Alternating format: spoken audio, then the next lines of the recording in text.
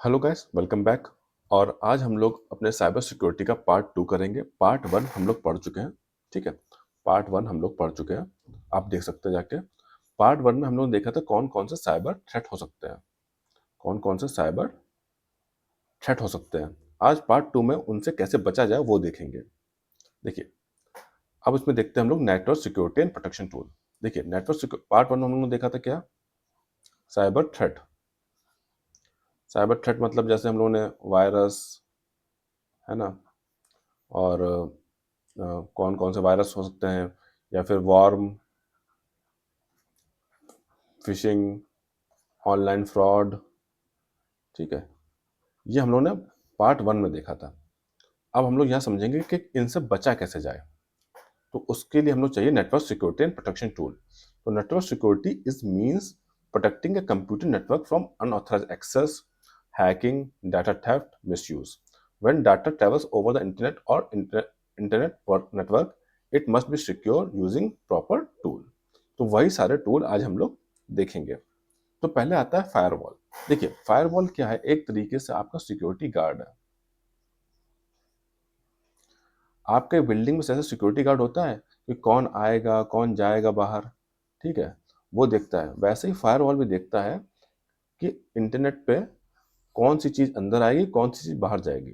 ये आपके कंप्यूटर और इंटरनेट के बीच में बैठ जाता है और देखता है नेटवर्क पूरा, जो आपका नेटवर्क से ट्रैफिक आता है, जो ट्रैफिक आता है उसे मॉनिटर करता है कि कौन सी चीज अंदर जाएगी और कौन सी चीज बाहर आएगी।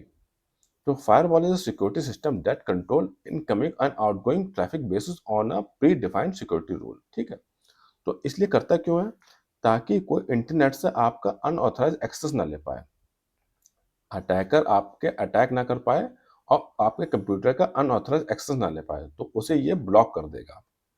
तो ये क्या करता है, अनऑथराइज एक्सेस को ब्लॉक करता है। अगर आप पे कोई, मान लीजिए कंप्यूटर पर किसी ने अटैक किया, तो उस आईपी एड्रेस को ये ब्लॉक कर देगा। ठीक है, अनऑथराइज एक्सेस को ये ब्लॉक कर देगा। तो ये है फायरवॉल। ये मेनली नेटवर्क लेयर और ट्रांसपोर्ट लेयर पर काम करता है। ये हम लोग आगे नेटवर्क में पढ़ेंगे। ठीक है, आपकी विंडो में जो है फायरवॉल इनबिल्ट आता है। मोस्टली आप लोग विंडो का लैपटॉप यूज़ करते होंगे या कंप्यूटर यूज़ करते होंगे, उसमें फायरवॉल जो है इनबिल्ट आता है।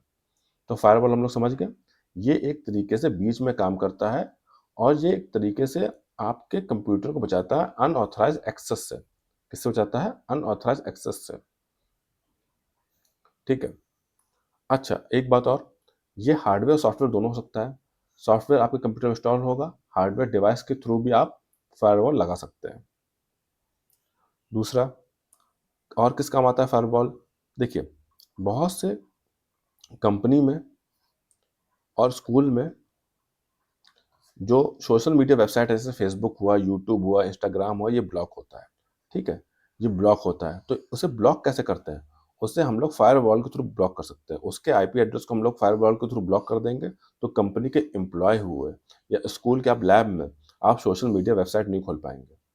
ठीक है, ये भी इसके थ्रू करा जा सकता है।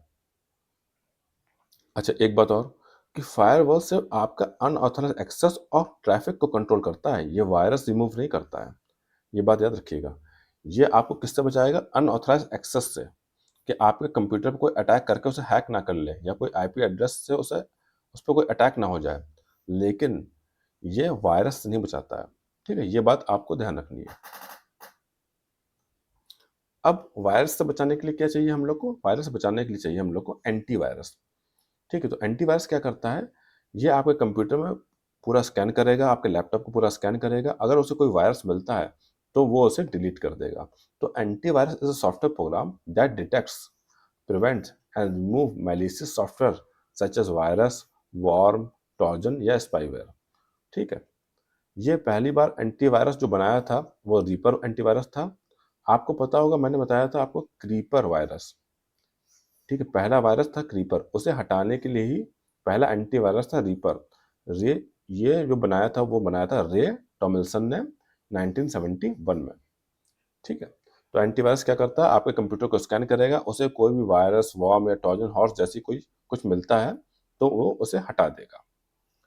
अब कुछ एंटीवायरस जान लेते हैं, एग्जाम में पूछा जाता है, जैसे क्विकहिल हुआ, अवास्ट हुआ, नॉर्टन हुआ, मैकेफे हुआ, विंडो डिफेंडर हुआ, एवीजी हुआ, ठीक है, और अवीरा हुआ। तो ये कुछ एंटीवायरस हैं, आपको याद रखना है। अब वायरस सिग्नेचर फाइल क्या होती है? देखिए, एंटीवायरस है, एंटीवायरस का डाटाबेस में एंटीवायरस का जो डाटा होता है उसमें होती है virus signature file. Virus signature file होती क्या है? ये बताती है कि वायरस किस टाइप का है। देखिए, एंटीवायरस वायरस को ढूंढे कैसे? तो वायरस सिग्नेचर फाइल से ढूंढता है वो। ये वायरस का एक तरीके से छोटा सा पार्ट होता है। मान ली कोई वायरस है, उसकी उसी से बनती है वायरस सिग्नेचर फाइल, और ये एंटीवायरस के डाटाबेस में रहती है।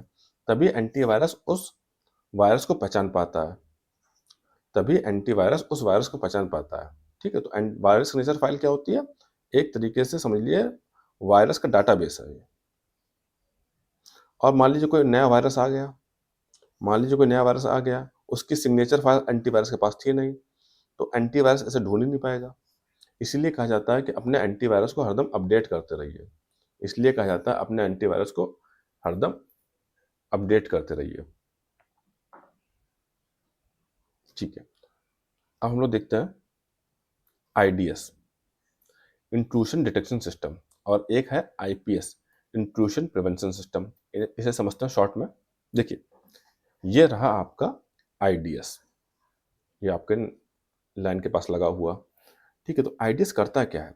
देखिए, अगर आप पे कोई अटैक हुआ, ठीक है, या फिर आप पे कोई आपको लगा कि कोई सस्पिशियस एक्टिविटी हुई, तो आईडीएस उसे डिटेक्ट कर लेगा और आपको अलर्ट भेज देगा। फिर से समझते हैं। IDS monitor traffic and detects suspicious activity और attack, and it only detect and send alert.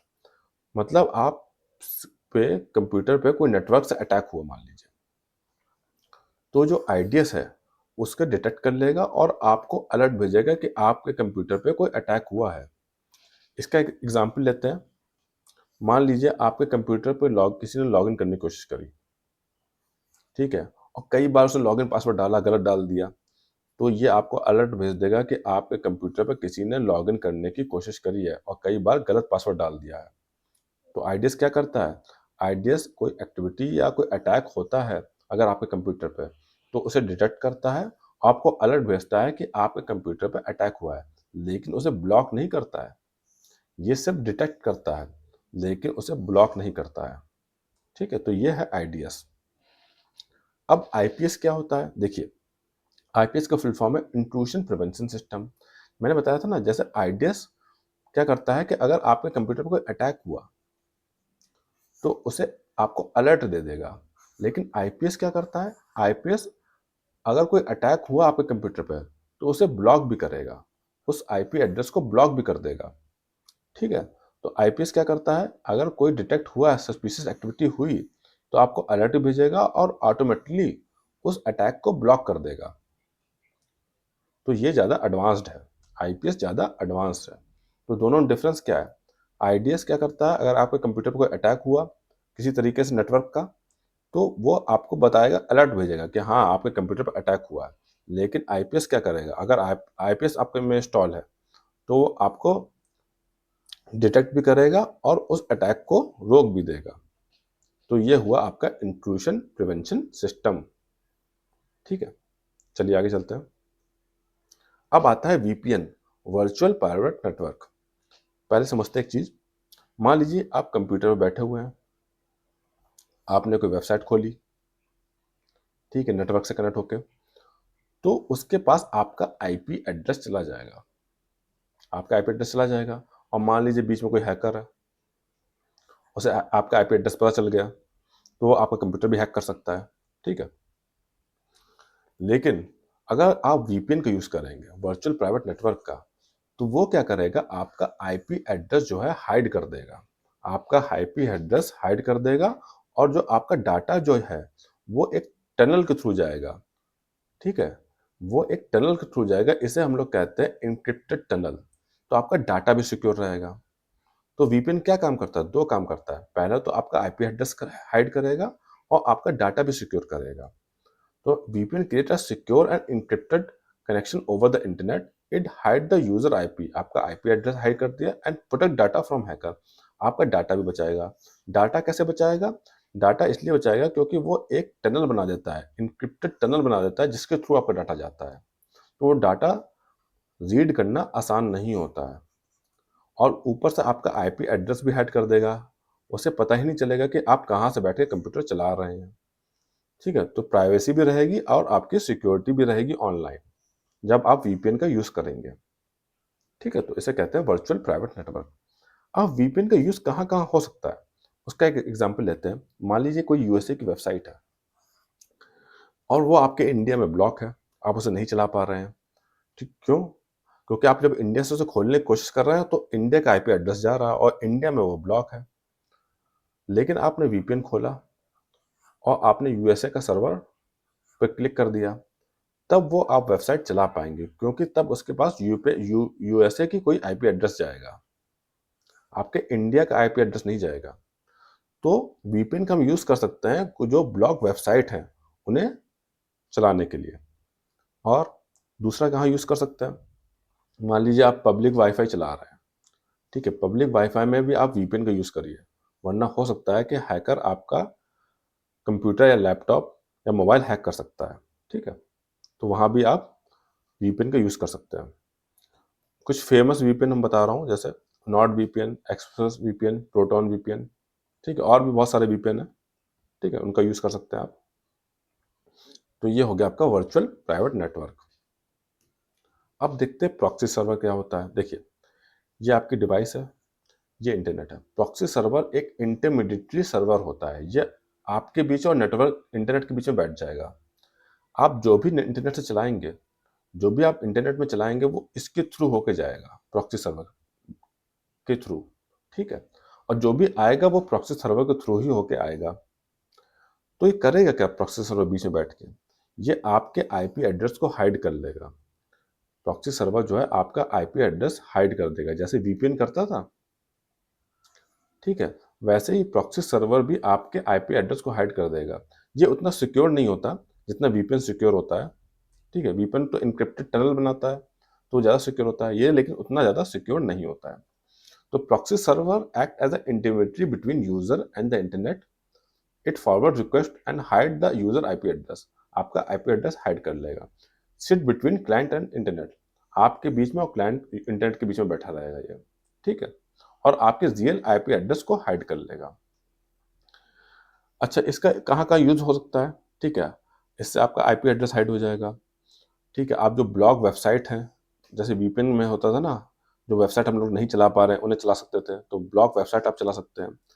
इसका यूज जो है स्कूल और कंपनीज में होता है। जैसे स्कूल में क्या होता है कि बहुत सी साइट होती हैं जो सोशल मीडिया साइट होती है, जैसे यूट्यूब हुआ, इंस्टाग्राम हुआ, फेसबुक हुआ, बैन होती हैं। ठीक है, तो वो जो बैन होती है जो साइट, ठीक है, वो इसी के थ्रू बैन होती हैं। इसमें वो आईपी एड्रेस डाल देंगे कि इसे ब्लॉक करना है।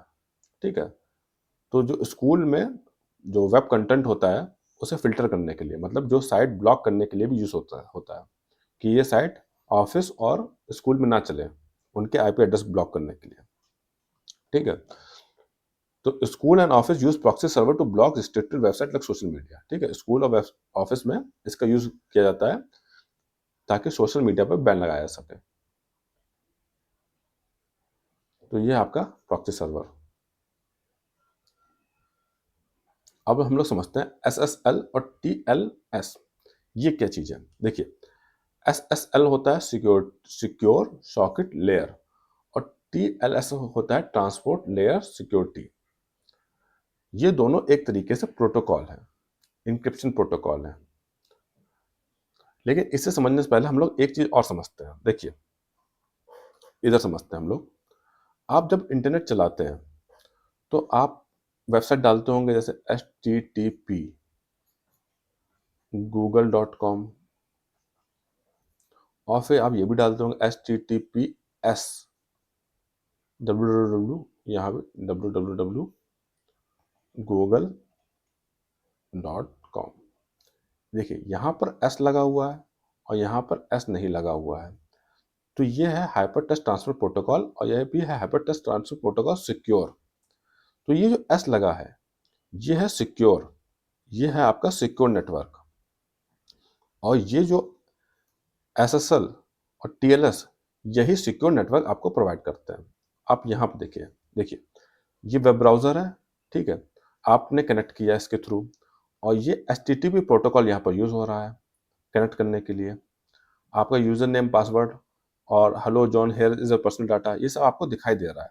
तो कोई भी अटैकर आके बीच में आपका जो है सारा डाटा देख सकता है, कोई भी हैकर आके आपका सारा डाटा देख सकता है, क्योंकि ये सिक्योर नहीं है। लेकिन अगर आप ये वाला प्रोटोकॉल यूज़ करते हैं, एचटीटीपीएस, तो जो भी आपका डाटा ट्रांसफ़र होगा, वो इस फॉर्म में होगा। तो अटैकर आके समझ ही नहीं पाएगा क्या लिखा हुआ है ये। ये एन्क्रिप्टेड फॉर्म में होगा, ठीक है? इस फॉर्म में होगा, ये सिक्योर है क्योंकि वो समझ ही नहीं पाएगा। लेकिन यहाँ पर तो साफ-साफ लिखा हुआ प्लेन टेक्स्ट में, तो आराम से पढ़ लेगा हैकर, ठीक है? तो ये एक्स्ट्रा जो एस है, जो एक्स्ट्रा एस है, ये कहाँ से आ रहा है? ये आ रहा है आपका एसएसएल सिक्योर सॉकेट लेयर से, या फिर ट्रांसपोर्ट लेयर सिक्योरिटी से। यही है आपका एन्क्रिप्शन प्रोटोकॉल, ठीक है? यही है एन्क्रिप्शन प्रोटोकॉल। तो ये आप प्रोटोकॉल जब यूज़ करेंगे, नहीं यूज़ करेंगे विदाउट, तो आपका डाटा जो है वो प्लेन टेक्स्ट में जाएगा। प्लेन टेक्स्ट में जाएगा मतलब हैकर आराम से आपका डाटा, ओटीपी और बैंक डिटेल पढ़ सकता है। लेकिन अगर आप ये प्रोटोकॉल यूज़ करेंगे तो डाटा आपका एन्क्रिप्टेड जाएगा, कोई भी उसे पढ़ नहीं सकता, वो इस तरीके से जाएगा, ठीक है? इस तरीके से जाएगा। और आप जब भी वेबसाइट देखते होंगे, ठीक है, वेबसाइट आपने कोई खोली तो यहाँ पे ये लिखा हुआ है, तो उसके सामने एक ऐसा लॉक भी आता होगा, मतलब लॉक सिंबल भी दिखाता होगा, मतलब आपका डाटा जो है वो इस प्रोटोकॉल का यूज़ कर रहा है आपका डाटा को सेव करने के लिए, ठीक है? ट्रांसपोर्ट लेयर सिक्योरिटी का यूज़ कर रहा है आपको डाटा को सेव करने के लिए। तो जहाँ भी एस लिखा हुआ होगा, मतलब ये सिक्योर है। और जहाँ भी एचटीटीपी होगा, वहाँ पर मतलब ये सिक्योर नहीं है। अब यहाँ देखिए, ये आपने कोई वेबसाइट खोली, यहाँ देखो क्या लिख के आ रहा है, एचटीटीपीएस पे ये क्रॉस लगा आ रहा है, मतलब ये सिक्योर नहीं है। ये यहाँ पर एचटीटीपी का यूज़ कर रहा है। ये कह रहा है आपका कनेक्शन प्राइवेट नहीं है, इसे कोई भी आके हैक कर सकता है।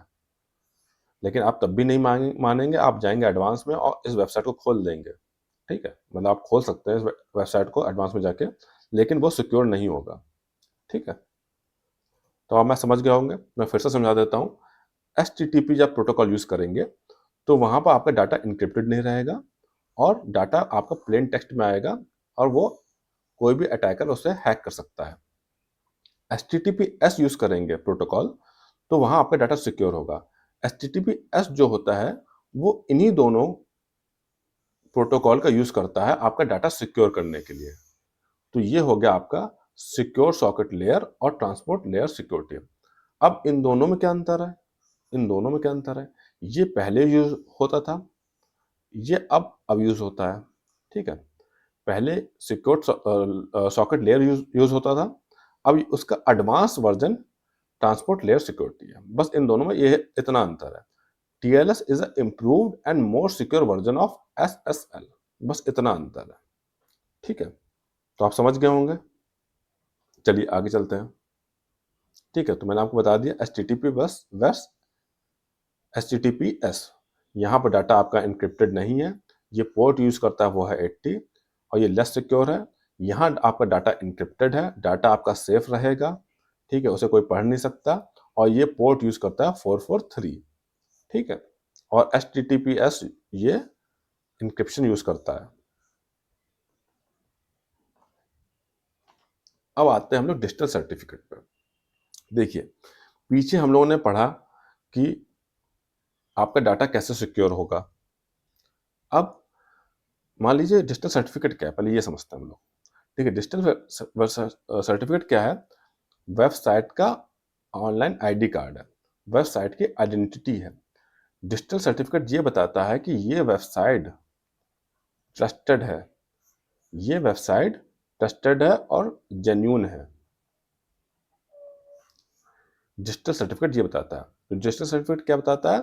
Verifies the identity of the website and the organisation, ठीक है? और डिजिटल सर्टिफिकेट इशू कौन करता है? वो करता है सर्टिफाइंग अथॉरिटी, वो करता है सर्टिफाइंग अथॉरिटी। तो किसी भी वेबसाइट के पास अगर डिजिटल सर्टिफिकेट है तो वो मतलब ट्रस्टेड है, और अगर उसके पास डिजिटल सर्टिफिकेट है तो वो HTTPS प्रोटोकॉल का यूज कर सकता है और उसकी साइट सिक्योर होगी। समझ गए आप कनेक्शन? अगर उसके पास डिजिटल सर्टिफिकेट नहीं है तो अगर आपने वेबसाइट खोली तो कुछ ऐसा ही लिख के आएगा, देखिए ऐसा लिख के आएगा कि this site is not secure, इसका या तो डिजिटल सर्टिफिकेट नहीं है या तो एक्सपायर हो गया है। ठीक है, तो विदाउट डिजिटल सर्टिफिकेट कोई भी फेक वेबसाइट बना सकता है और उसकी कोई आइडेंटिटी नहीं होगी।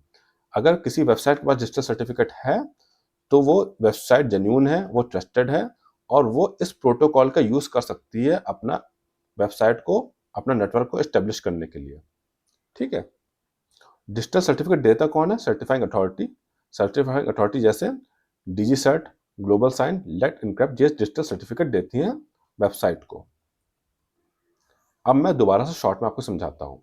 आपके पास कोई वेबसाइट है तो आपको डिजिटल सर्टिफिकेट लेना होगा इन सबसे आपको डिजिटल सर्टिफिकेट लेना होगा। जब आपसे इन सबको डिजिटल सर्टिफिकेट मिल जाएगा तभी आपकी वेबसाइट सिक्योर होगी, तभी वो इस प्रोटोकॉल का यूज करेगी, HTTPS। और HTTPS कौन सी लेयर का यूज करता है? SSL या TLS। ये हम लोगों ने पीछे पढ़ा, देखिए। तो सब इंटरकनेक्टेड है। ठीक है, सब इंटरकनेक्टेड है। अगर आपकी वेबसाइट जो है उसके बाद डिजिटल सर्टिफिकेट नहीं होगा तो वेबसाइट आपकी ऐसे खुलेगी कुछ इस तरीके से, और आपको इंटरनेट पर वार्निंग दी जाएगी कि आपकी वेबसाइट का डिजिटल सर्टिफिकेट नहीं है। ठीक है, उसका डिजिटल सर्टिफिकेट एक्सपायर हो गया या डिजिटल सर्टिफिकेट नहीं है, इसलिए आपका कनेक्शन सिक्योर नहीं है। अगर आपने इस वेबसाइट को खोला तो आपका डाटा हैक हो सकता है, वो ऐसी वार्निंग देगा आपको। तो आप डिजिटल सर्टिफिकेट समझ गए। एक बात और, जब डिजिटल सर्टिफिकेट आता है ना, मिलता है, तो उसके साथ आती है पब्लिक की। अब पब्लिक की क्या होती है? देखिए मैंने क्या बताया, अगर किसी वेबसाइट के पास डिजिटल सर्टिफिकेट है तो वो HTTP के थ्रू अपने साइट सिक्योर रखेगा, उसका डाटा जो साइट को चला रहा है उसका डाटा सिक्योर रहेगा। डाटा सिक्योर कैसे रहता है? इनक्रिप्टेड फॉर्म में। डाटा सिक्योर कैसे रहता है? इस फॉर्म में, इनक्रिप्टेड फॉर्म में। ये इनक्रिप्टेड फॉर्म है, और इनक्रिप्टेड फॉर्म आएगी कैसे? वो आएगी पब्लिक की से। इनक्रिप्टेड फॉर्म कैसे आएगी? वो आएगी पब्लिक की से। तो इसके साथ एक पब्लिक की आती है जो डाटा को इनक्रिप्टेड फॉर्म में बदलती है। ठीक है, ज़्यादा आपको दिमाग लगाने की जरूरत नहीं है, आप इतना समझ लीजिए कि इसके साथ एक पब्लिक की आती है जो डाटा को इनक्रिप्टेड फॉर्म में बदलती है। तो ये होता है आपका डिजिटल सर्टिफिकेट। चलिए आगे चलते हैं। अभी हम लोगों ने जितना पीछे समझा, ठीक है, डिजिटल सर्टिफिकेट और ये आपका HTTP और SSL TLS, ठीक है, ये पूरा जो इंफ्रास्ट्रक्चर है इसी को हम लोग कहते हैं पब्लिक की इंफ्रास्ट्रक्चर। इसी को हम लोग कहते हैं पब्लिक की इंफ्रास्ट्रक्चर। ये क्या करता है? PKI is a system that manage digital certificate, public की इंक्रिप्शन। एक तरीके से आप शॉर्ट लाइन में ऐसा समझ लीजिए कि PKI क्या करता है, आपके डाटा को, आपके कनेक्शन को, जो कनेक्शन आप कर रहे हैं सर्वर के साथ, उसे सिक्योर करता है। उसे सिक्योर करता है, ये मैनेज करता है डिजिटल सर्टिफिकेट कि डिजिटल सर्टिफिकेट क्या सिक्योर करती है कि वेबसाइट जो है वो सिक्योर है कि नहीं है। ये मैंने यूज करता है पब्लिक की और प्राइवेट की, ताकि जो भी डाटा आपका जा रहा है वो इनक्रिप्टेड फॉर्म में जाए। वो इनक्रिप्टेड फॉर्म में जाए मतलब उसे कोई देख ना सके। तो PKI क्या करता है, एक तरीके से आपके जो भी कनेक्शन है, आपका इंटरनेट का कनेक्शन है, जो आपका, जिसमें आप कनेक्ट होते हैं सर्वर से और डाटा भेजते हैं, उसे सिक्योर करता है। एक तरीके से आप ऐसा समझ लीजिए, उसे जो है आपके डाटा को एक तरीके से सिक्योर करता है पूरी तरीके से। उसी को हम लोग कहते हैं पब्लिक की इंफ्रास्ट्रक्चर। ठीक है, तो ये डिजिटल सर्टिफिकेट मैनेज करता है और ये प्राइवेट की और पब्लिक की का यूज करता है ताकि आपका डाटा सिक्योर रहे। तो ये हो गया PKI। अब हम लोग समझते हैं ऑथेंटिकेशन और एक्सेस कंट्रोल। ऑथेंटिकेशन क्या मतलब है? देखिए, ऑथेंटिकेशन मतलब आप कौन हैं।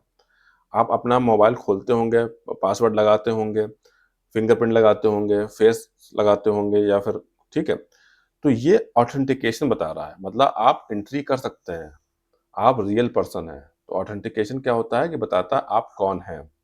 जैसे आपने बैंक का पोर्टल खोला तो आप पासवर्ड डालते हैं, वो हुआ ऑथेंटिकेशन। आपने बैंक का पोर्टल खोला और उस बैंक में आप क्या-क्या कर सकते हैं उस पोर्टल में। आप पैसे ट्रांसफ़र कर सकते हैं, किसी को ऐड कर सकते हैं, कुछ ऑनलाइन शॉपिंग कर सकते हैं। तो ये हुआ एक्सेस कंट्रोल, आप क्या-क्या कर सकते हैं। एक्सेस कंट्रोल मतलब आप क्या-क्या कर सकते हैं, ऑथेंटिकेशन आप कौन हैं, ठीक है? अब ऑथेंटिकेशन देखते हैं पहले हम लोग, ठीक है? ऑथेंटिकेशन मतलब अपनी आइडेंटिटी बताना, ताकि आपको एक्सेस मिल सके, ताकि आपको एक्सेस मिल सके। जैसे इसके बहुत से तरीके होते हैं, जैसे पासवर्ड, कुछ लोग पासवर्ड डालते हैं, पिन होता है, फिर ओटीपी होता है, ठीक है? ये तो आसान है। फिर आपका जैसे फिंगरप्रिंट हो गया, ठीक है? फेस हो गया, आइरिस स्कैन हो गया मतलब आँखों का स्कैन। तो ये सब जो है आपके ऑथेंटिकेशन के पार्ट हैं, जिससे आप अपने आप को बताते हैं कि आप कौन हैं। अब पासवर्ड सिक्योरिटी पे आते हैं, ठीक है? आपके पास कि सबके पास कोई ना कोई आईडी होगी जिसमें आप लोग ने पासवर्ड लगाया होगा, ठीक है? तो जब भी आप नया पासवर्ड बनाने जाते हैं, इसमें एक चीज़ समझ लेते हैं हम लोग बस, कि जब भी आप नया पासवर्ड बनाने जाते हैं तो उसमें कई बार लिखा रहता है कि आपको स्ट्रॉन्ग पासवर्ड बनाना है। और स्ट्रॉन्ग पासवर्ड की खासियत क्या रहती है, उसमें ये भी लिखा रहता है कि आपका पासवर्ड जो है 8 से 12 कैरेक्टर का होना चाहिए। कॉम्बिनेशन होना चाहिए अपर केस मतलब कोई अपर लेटर होना चाहिए और लोअर केस मतलब छोटा लेटर, और कोई नंबर होना चाहिए और सिंबल भी होना चाहिए, और आपकी कोई पर्सनल डिटेल नहीं होनी चाहिए। ये स्ट्रॉन्ग पासवर्ड की कैरेक्टरिस्टिक है। जैसे मैंने एग्जांपल लेता हूँ, जैसे मेरा नाम है प्रांजल, मैंने पासवर्ड डाला प्रांजल 123, ये वीक पासवर्ड है। लेकिन स्ट्रॉन्ग पासवर्ड क्या होगा, जैसे प्रांजल, इसका पी कैपिटल है एक तो, बाकी स्मॉल लेटर यूज़ किए मैंने, सिंबल 2 यूज़ किए और मैंने नंबर भी यूज़ किए। तो ये आ गया आपका स्ट्रॉन्ग पासवर्ड। अगर आप स्ट्रॉन्ग पासवर्ड डाल देंगे तो इसे तोड़ना कठिन होगा, ठीक है? और अगर आप वीक पासवर्ड डाल देंगे तो हो सकता है हैकर 2-3 बार में ही तोड़ दे उसे। अब आते हैं वन टाइम पासवर्ड।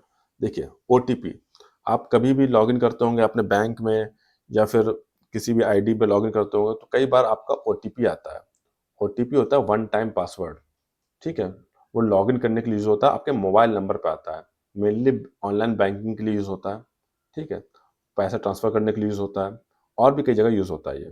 तो ओटीपी आपके मोबाइल नंबर पे, जो कनेक्टेड मोबाइल नंबर है आपका, उस पे भेजा जाता है। तो इसे कहते हैं वन टाइम पासवर्ड। अब कैप्चा। कैप्चा में सबसे इंपॉर्टेंट पहले तो इसका फुल फॉर्म जानिए आप। Completely automated public Turing test to tell computer and human apart, ठीक है? तो ये फुल फॉर्म पहले याद रखिए। अब कैप्चा होता क्या है? देखिए, कभी ना कभी आपने जब वेबसाइट चलाई होंगी तो आप इनसे आपका सामना हुआ होगा, ठीक है? ये सब कैप्चा के पार्ट हैं। कैप्चा यूज़ किस लिए होता है पहले ये समझिए। कैप्चा इसलिए यूज़ होता है कि कंप्यूटर पता लगा सके, मतलब वेबसाइट पता लगा सके कि ऐसा तो नहीं कि आपका कंप्यूटर कोई बोट या कोई रोबोट ना चला रहा हो। जो सामने बैठा हुआ आदमी है वो ह्यूमन ही है। जो सामने बैठा हुआ आदमी है वो इंसान है, ठीक है? तो इसमें देखिए क्या बताता है, to tell computer and human apart, to tell computer and human apart, ये पता लगाने के लिए कि सामने बैठा आदमी कहीं कोई बोट तो नहीं है। जो कंप्यूटर चला रहा है वो असली का इंसान है, इसलिए कैप्चा भरवाते हैं, ठीक है? जैसे ऊटपटांग लेटर आते हैं आपके सामने, इन्हें आप भरिए देख के, या फिर ये ऐसा ट्रैफिक लाइट आ जाएगी, ट्रैफिक लाइट कौन सी है इसमें से उसे क्लिक करिए, ठीक है? तो ये सब कैप्चा के पार्ट होते हैं, ठीक है? तो किस लिए यूज होता है, ताकि कोई अटैक ना हो सके, कोई ऑटोमेटेड अटैक ना हो सके। अब आते हैं टू फैक्टर ऑथेंटिकेशन पे, two F A. Two factor authentication क्या होता है, देखिए इसमें आपसे 2 बार पासवर्ड मांगे जाते हैं। कई बार आप लॉगिन करते हैं तो पहले आपसे पासवर्ड भरवाएगा, फिर आपसे ओटीपी भी मांगेगा। तो पहले पासवर्ड भरवा लिया और ओटीपी मांग लिया, तो 2 बार हो गया। तो इसी को कहते हैं टू फैक्टर ऑथेंटिकेशन, ठीक है? टू फैक्टर ऑथेंटिकेशन, ये हुआ टू फैक्टर ऑथेंटिकेशन। यहाँ पर आपको 2 बार पासवर्ड मांगा जा रहा है, ठीक है? तो आपका इससे ज़्यादा सेफ रहेगा। मान लीजिए किसी के पास पासवर्ड है तो खोल लेगा, लेकिन ओटीपी तो वही खोल पाएगा जिसके पास मोबाइल फ़ोन है। ठीक है, तो ये होगा टू फैक्टर ऑथेंटिकेशन। अब आता है multi factor authentication. Multi factor में क्या होता है, दो से ज़्यादा पासवर्ड। मान लीजिए आपसे पहले पासवर्ड मांगा, फिर आपसे ओटीपी मांगा, फिर आपसे फिंगरप्रिंट भी मांग लिया, तो ये हो गया मल्टी फैक्टर ऑथेंटिकेशन। इसमें क्या दिक्कत है, देखिए पासवर्ड किसी के पास है तो हो सकता है आपका कंप्यूटर खोल ले, ठीक है, पासवर्ड किसी के पास है, हो सकता है आपकी आईडी खोल ले, लेकिन ओटीपी वही खोल पाएगा जिसके पास मोबाइल है। मान लीजिए उसके पास मोबाइल भी है, लेकिन वो फिंगरप्रिंट कहाँ से लेके आएगा?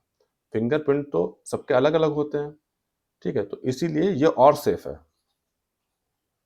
ये और भी ज़्यादा सेफ है। तो ये हो गया आपका मल्टी फैक्टर ऑथेंटिकेशन। यहाँ आपसे पहले पासवर्ड मांगेगा, ओटीपी मांगेगा, हो सकता है फिंगरप्रिंट या फिर आइरिस स्कैन मांग सकता है, ठीक है। चलिए आगे चलते हैं। अब हम लोग बात करते हैं इंक्रिप्शन और क्रिप्टोग्राफी की। तो पहले हम लोग समझते हैं क्रिप्टोग्राफी होती क्या है। देखिए ये लिखा है हेलो, ठीक है, ये लिखा है हेलो, इसे हम लोगों ने इनक्रिप्ट कर दिया तो वो ऐसा दिखने लगा। इसे कहते हैं हम लोग साइफर टेक्स्ट। आप इसे पढ़ सकते हैं? नहीं पढ़ सकते, ठीक है। हेलो आप पढ़ पा रहे हैं, लेकिन जब हमने इंक्रिप्शन किया तो बन गया वो साइफर टेक्स्ट। इसे आप नहीं पढ़ सकते, और फिर इसे हम लोग डिक्रिप्ट कर देंगे तो ये फिर से हेलो हो जाएगा, ठीक है। तो आप फिर से समझते हैं, जब हम लोगों ने हेलो को इनक्रिप्ट किया तो वो ऐसा बन गया। अब कोई अटैकर या हैकर होगा वो इसे नहीं पढ़ पाएगा, कोई अटैकर इसे नहीं पढ़ पाएगा, और जब ये किसी के पास पहुंच जाएगा तो वो वहां पर उसे हेलो डिस्क्रिप्शन करके हेलो पढ़ लेगा। तो इसी पूरे पार्ट को हम लोग कहते हैं क्रिप्टोग्राफी। तो cryptography is a science of protecting information by converting into a unreadable form using mathematical techniques. It is used in online banking, UPI, ATM transaction, HTTPS website, email, government communication system, ठीक है। तो ये क्योंकि unreadable form है तो कोई भी hacker इसे नहीं पढ़ सकता, तो आपका डाटा जो है वो सेफ रहेगा, आपका डाटा जो है वो सेफ रहेगा, ठीक है। तो इसे ये पार्ट है क्रिप्टोग्राफी का। आगे चलते हैं, कुछ बेसिक टर्म समझ लेते हैं। मैंने बताया ना ये जो है ये हेलो है, ये है प्लेन टेक्स्ट। ये क्या है? प्लेन टेक्स्ट, ये ओरिजिनल डाटा है। इसे मैंने इनक्रिप्ट कर दिया, मतलब मैंने इसे अनरीडेबल फॉर्म में बना दिया, इसका कोई मतलब नहीं है, ठीक है। तो ये है साइफर टेक्स्ट, ये अनरीडेबल फॉर्म है। और जब मैंने इसे इनक्रिप्ट किया तो मैंने एक किसी कोड का यूज किया। साफ सी बात है, जब मैं इसे इनक्रिप्ट करूंगा तो कोई ना कोई कोड का यूज करूंगा इसे इनक्रिप्ट करने के लिए। उस कोड को कहते हैं हम लोग की, उसी का नाम है की। तो जो मैंने यूज किया इंक्रिप्शन के लिए उसे हम लोग कहते हैं की, ठीक है। अब मैंने इसे डिक्रिप्ट करूंगा, मतलब वापस हेलो बनाऊंगा, तो भी मैं एक किसी की का यूज करूंगा इसे वापस डिक्रिप्ट करने के लिए, ठीक है। तो इंक्रिप्शन क्या होता है? Converting plain text into cipher text, ठीक है, ये अनरीडेबल फॉर्म में। और फिर डिक्रिप्शन क्या होता है? उसे वापस अपने ओरिजिनल टेक्स्ट में बना देना ताकि उसे वापस पढ़ सके, ठीक है। तो ये हो गया क्रिप्टोग्राफी आपकी। अब क्रिप्टोग्राफी के तीन टाइप होते हैं, देखिए, एक होता है सिमेट्रिक की क्रिप्टोग्राफी, एक होता है एसिमेट्रिक की क्रिप्टोग्राफी, एक होता है हैश फंक्शन। तीनों को एक एक करके हम लोग समझते हैं शॉर्ट में। देखिए पहले है सिमेट्रिक की इंक्रिप्शन। देखिए आप यहाँ बैठे हैं, आपका दोस्त यहाँ बैठा है, आप ये हैं, आप ये हैं, आपने उसे कोई मैसेज भेजा नेटवर्क में, इंटरनेट के थ्रू, ठीक है। आप चाहते हैं वो इंक्रिप्शन हो जाए, मतलब कोई बीच में ना पढ़ पाए, तो आपने उसे इनक्रिप्ट कर दिया एक सीक्रेट की से। ये मैसेज आपके दोस्त के पास पहुंच गया, यहाँ बी के पास, उसी ने उसी की से उस मैसेज को डिक्रिप्ट कर लिया और पढ़ लिया। मान लिया आपने हेलो लिख के भेजा, यहाँ से ये मैसेज गया, ये सीक्रेट की ने उसे इनक्रिप्ट कर दिया, और वो की उसके पास भी चलेगी साथ में इसी मैसेज के साथ, और उस मैसेज को जो है आपके दोस्त ने डिक्रिप्ट कर लिया और पढ़ लिया हेलो। तो यहाँ क्या हुआ? यहाँ जो है जिस की से मैंने इनक्रिप्ट किया था वही की यहाँ पहुंच गई दूसरे के पास, और उसने उसे डिक्रिप्ट कर लिया, तो सेम की का यूज हुआ ना, यहाँ पर सेम की का यूज हुआ। तो इसीलिए से हम लोग कहते हैं same key is use for encryption and decryption, और इसे कहते हैं हम लोग सिमेट्रिक इंक्रिप्शन। यहाँ पर सेम की का यूज होता है लॉक करने के लिए और अनलॉक करने के लिए। डाटा को लॉक करने के लिए और डाटा को अनलॉक करने के लिए सेम की का यूज होता है। ठीक है, तो ये है सिमेट्रिक इंक्रिप्शन। इसमें नुकसान क्या है? मान लीजिए ये वाली की, इसे हम लोग कहते हैं पब्लिक की, ठीक है, जो इस डाटा के साथ जा रही है, मान लीजिए गलती से लीक हो गई, लीक होकर किसी हैकर के पास चली गई, तो हैकर पढ़ लेगा आपने क्या लिख के भेजा है। तो ये इसमें दिक्कत है। अगर मान लीजिए कि लीक हो गई गलती से, तो ये सिक्योरिटी फेल हो जाएगी, फिर सिक्योरिटी का कोई मतलब ही नहीं रहेगा। ठीक है, तो इसमें बहुत से पॉपुलर एल्गोरिथम यूज होते हैं, इतना डीप में नहीं जाना आपको। ठीक है, DES, 3DES, AES, कोई मतलब नहीं इन चीज़ों का। आप इतना जान लीजिए कि सिमेट्रिक की इंक्रिप्शन में सेम की यूज होती है इंक्रिप्शन करने के लिए और डिक्रिप्शन करने के लिए। अब एसिमेट्रिक में इसका उल्टा होता है। देखिए, आपने यहाँ पर लिखा हेलो और आपने अपने दोस्त को भेज दिया हेलो। आपने पब्लिक की का यूज किया, पब्लिक की का यूज किया उसे इनक्रिप्ट करने के लिए, उसे लॉक करने के लिए, उसे साइफर टेक्स्ट बनाने के लिए। ठीक है, वो साइफर टेक्स्ट में ऐसा हो गया। अब जब आपके दोस्त के पास ये मैसेज गया, तो उसके पास थी अलग की, उसे कहते हैं सीक्रेट की, या फिर कहते हैं इसे प्राइवेट की। उसने उस प्राइवेट की का यूज किया और आपका मैसेज डिक्रिप्ट कर लिया, मतलब उसने आपका मैसेज पढ़ लिया हेलो।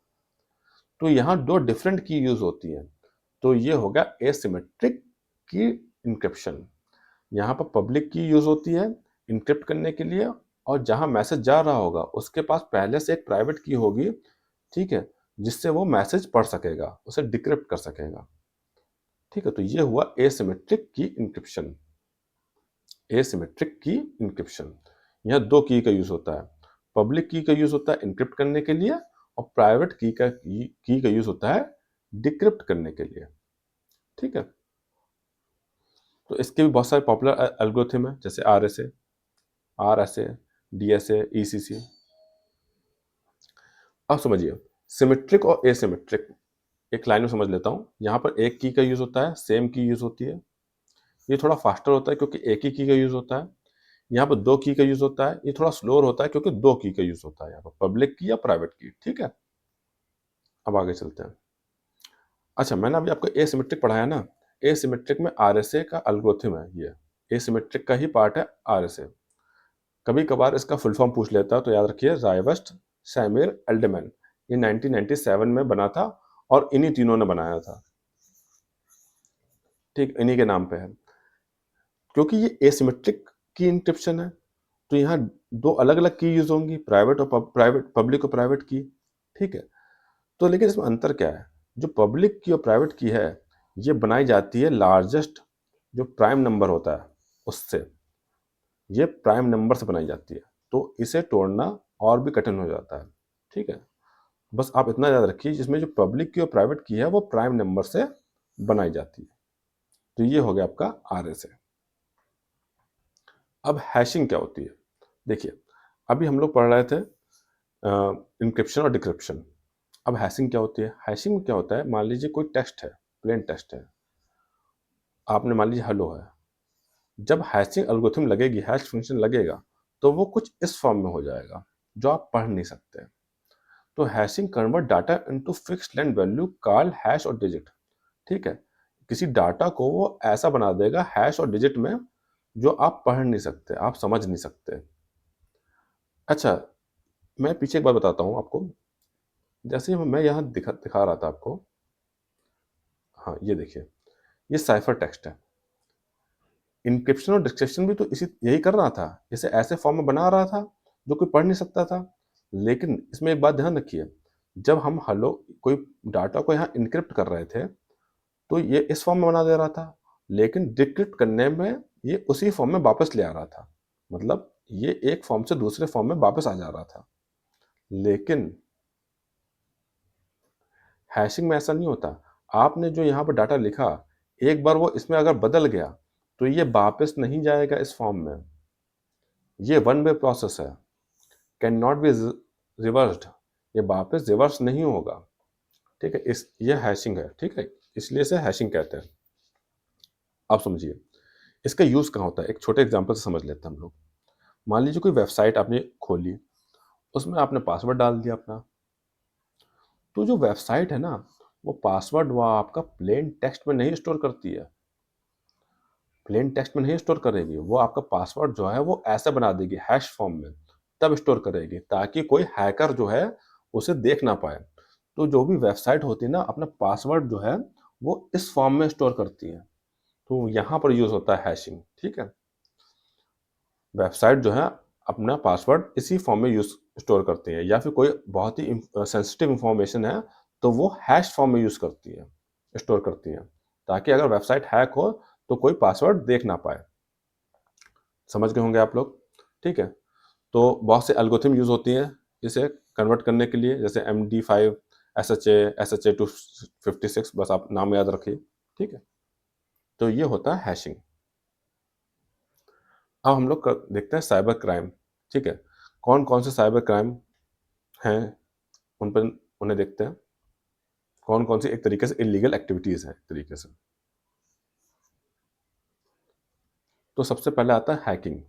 हैकिंग मतलब आपके किसी हैकर ने आपका कंप्यूटर को हैक कर लिया, आपका उसका एक्सेस ले लिया।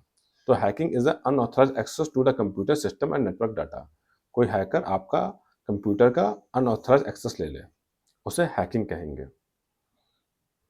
अब बहुत टाइप के हैकर होते हैं, एक जैसे white hat hacker, black hat hacker, grey hat hacker. जो वाइट हैट हैकर होते हैं वो एथिकल हैकर होते हैं। एथिकल हैकर मतलब वो लीगल होते हैं।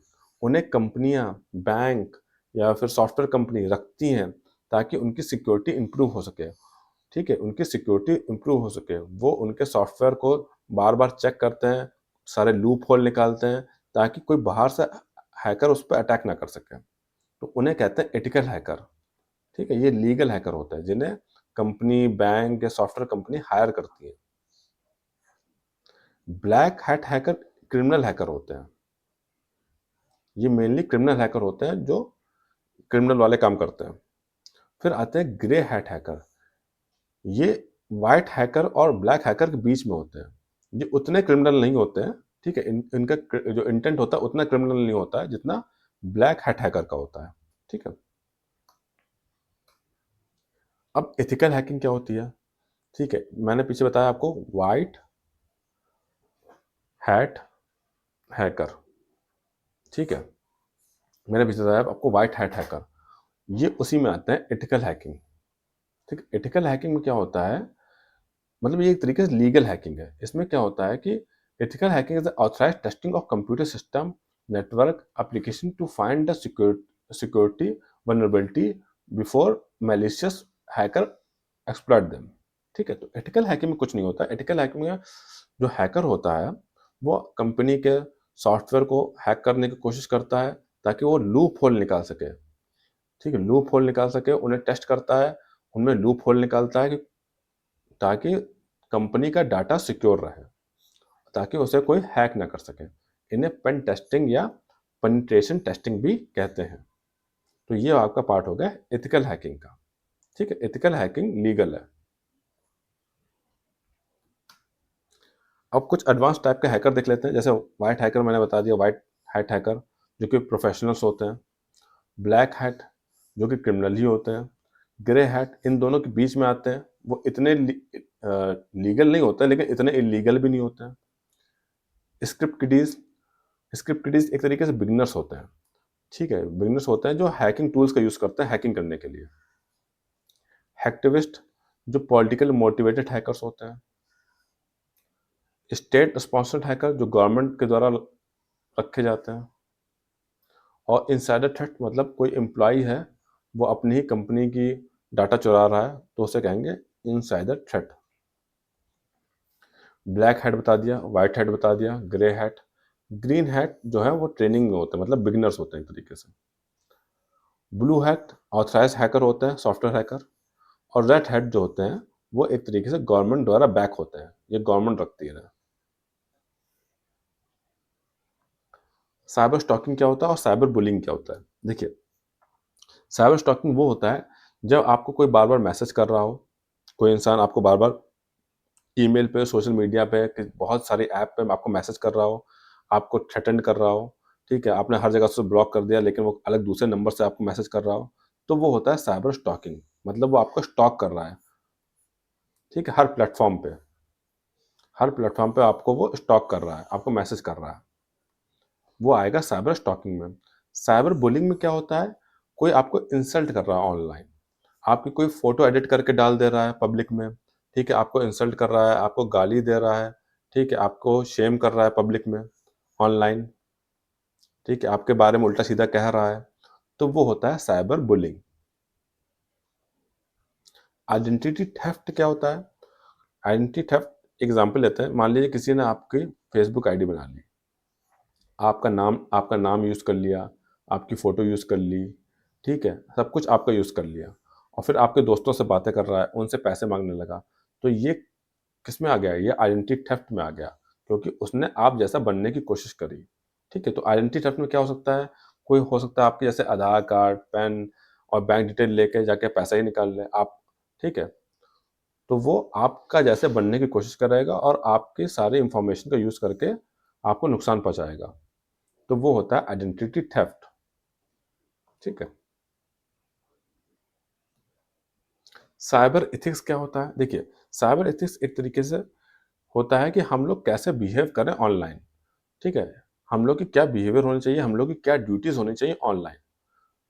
तो cyber ethics it means a moral principle and responsible behaviour using computer, internet and digital devices.